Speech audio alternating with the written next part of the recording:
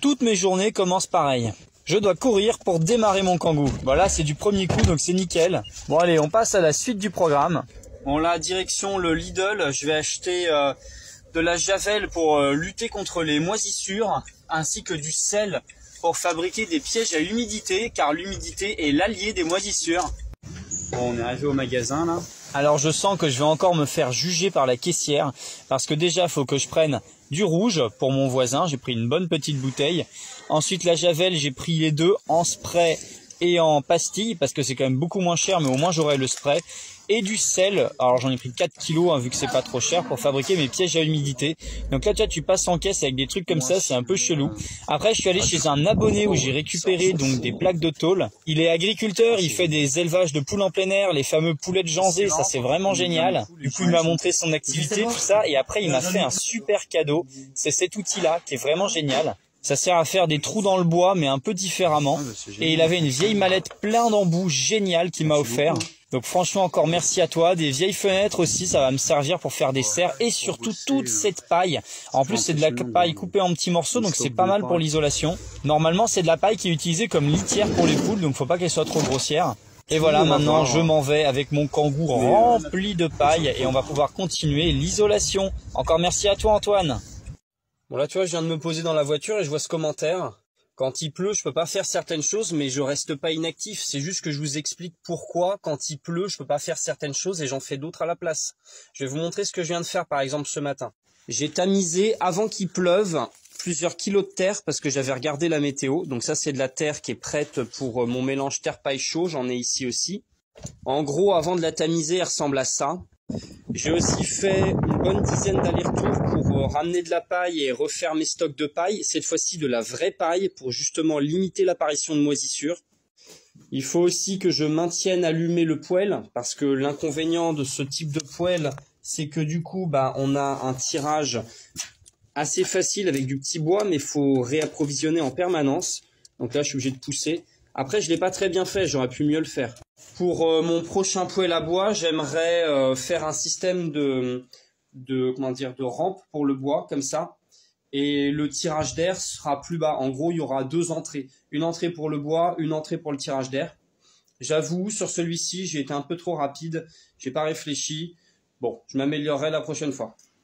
Bon, je viens de me lever, j'ai un peu traîné, là il est 9h30. J'étais dans ma toile de tente et j'étais en train de réfléchir pour me fabriquer un poêle avec une vieille conserve. En fait, hier soir, j'ai utilisé le barbecue pour réchauffer la pièce et c'est une très mauvaise idée. Il y avait de la fumée partout, du coup, je suis pas resté dans la pièce. Donc voilà le petit barbecue qu'on m'avait donné. Mais bon, le problème, c'est que bon, j'ai mis une grosse bûche dedans, mais c'est pas du tout fait pour. Enfin bref, du coup, ça a commencé à sécher une partie de la terre paille. Là, les moisissures, ça les a un peu neutralisées. Les autres endroits sont pas moisis, donc c'est bon. Bref, on va passer au petit-déj. Donc là, je vais laver un peu mon bol parce que comme il y a eu pas mal de fumée hier, j'ai pas envie de manger de la merde. En ce moment, il arrête pas de pleuvoir aussi, c'est infernal. Du coup, je peux faire ma vaisselle à l'eau de pluie presque, hein, mais bon. J'utilise plutôt une petite bonbonne d'eau pour faire ma vaisselle. Donc c'est de l'eau du robinet, c'est quand même plus propre. Bon là, c'est surtout histoire de rincer un petit peu. Hop. Et on va aller prendre le petit-déj à base de céréales et de lait d'amande. Bon allez, on se retrouve plus tard pour le poêle à bois. Bon là je suis dans ma voiture pour manger ce soir, donc je vais vous montrer un petit peu ce que j'ai prévu de manger. Un petit œuf dur. Alors là je me suis fait une petite préparation, donc c'est du riz avec du steak haché, des pois cassés et des petites graines de lin, un petit peu de gruyère. En dessert j'ai lavé 2 pommes qui sont ici, qui sont du potager. 2 bananes qui sont bien évidemment pas du potager. Bon, bien sûr, évidemment, je pourrais aussi boire du kéfir et de l'eau, hein, tout simplement. Ah si, j'ai ma soupe en bouteille aussi, dont j'ai oublié de vous parler. Donc là, hop, elle est là. Bon, je vais la mélanger un peu. C'est une soupe à la citrouille. Ah, tac, tac, tac. Je pensais la manger avec mon voisin, parce que des fois, il me propose de passer, donc j'en amène aussi pour lui. Mais bon, là, apparemment, il a du monde chez lui. Et je pue la merde. Non, je dis ça en rigolant, mais en gros, il me propose de passer chez lui uniquement s'il y a personne. Je suis un peu son bouche-trou, quoi. Tiens, d'ailleurs, il m'a glissé sous la porte une facture EDF à son nom, déjà ouverte. Donc, on voit le petit clin d'œil, genre, oublie pas de me filer de la thune quand je te prête l'électricité. Ah, parce que rien n'est gratuit avec lui, hein. Journal de bord, une soirée à -3 degrés dans ma maison non isolée. Je ne fais pas cette vidéo-là pour attirer la compassion, mais pour vous montrer mon quotidien, vous montrer les difficultés, car tout n'est pas toujours facile. Comme on voit sur les images, j'ai commencé à faire mon isolation terre-paille, mais ce n'est pas suffisant. Je me suis fait une espèce de petit setup avec une chaise, donc j'ai mis juste une petite serviette par-dessus, pour pas avoir froid aux fesses, mais bon, bah, il n'y a pas d'isolation, c'est pas ouf, quoi. Je suis bien habillé, heureusement, et il fait vraiment pas chaud dans la pièce, hein.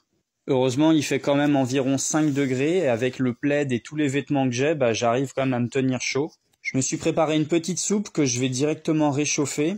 Mon père m'a acheté des pains au chocolat et j'ai aussi de la tarte aux poireaux que je mets à réchauffer en même temps que la soupe pour pas gaspiller le gaz. Et j'ai aussi des petits sandwichs qui eux, ils vont rester froids mais au moins avoir quelque chose dans le ventre et se réchauffer pour la nuit.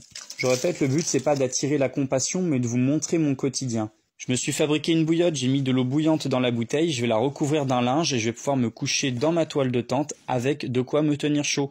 Parce que là, c'est vraiment frais.